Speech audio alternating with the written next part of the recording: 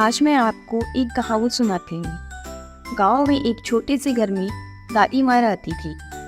उनकी उम्र अब बहुत हो चुकी थी, लेकिन उनका दिल आज भी जवान था। हर सुबह वह अपने पोते पोतियों को कहानियाँ सुनाने के लिए बैठ जाती थी। उनकी कहानियों में न सिर्फ मज़ा होता था, बल्कि जीवन के कई महत्वपूर्ण पाठ भी छिपे होते थे।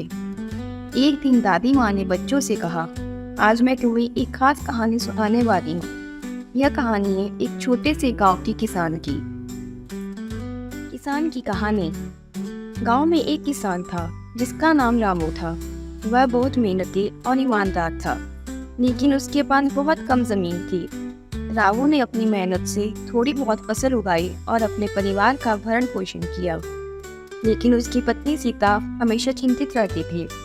वह चाहती थी कि उनके पास ज्यादा धन हो ताकि वे आराम से जी सके। एक दिन सीता ने रावण से कहा, अगर हमारे पास पैसे होते तो हम सुख से जीते। हमें किसी तरह धन कमाना चाहिए। रामू ने सोचा, पर अगले दिन उसने शहर जाने का फैसला किया, जहां उसने सुना था कि काम करने के अच्छे पैसे मिलते हैं। रामू शहर गया और वहां बहुत मेहनत की। कुछ महीनों में उसने थोड़ी सी रकम जमा कर ली। वह बहुत खुश था और अपने घर लौट आया और वहां बहुत मेहनत की।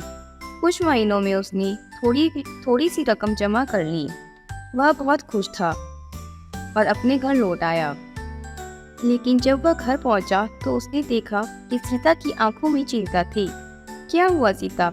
रामू ने पूछा। बच्चे बीमार हैं और हमारे पास दवाई के लिए पैसे नहीं हैं, सीता ने जवाब दिया। रामू को समझ आया कि पैसे कमाने से ज़्यादा ज़रूरी था परिवार का ख्याल रखना। सीता अपने घर लौट आया।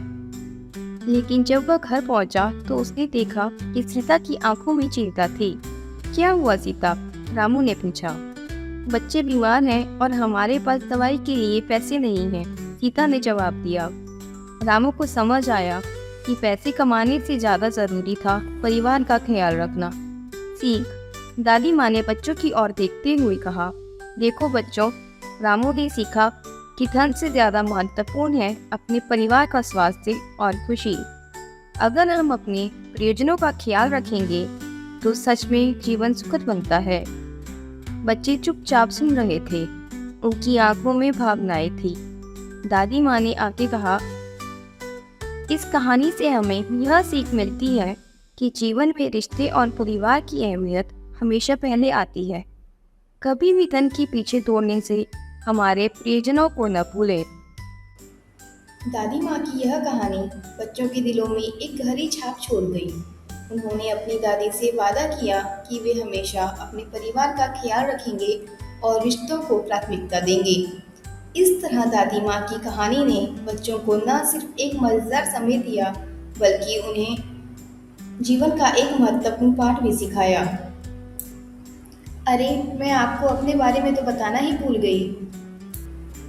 मैं हूँ मनप्रीत सैनी, और ऐसी ही मज़ेदार और मोरल एजुकेशन कहानियाँ देखने के लिए हमारा चैनल टोन जेबी सब्सक्राइब करें।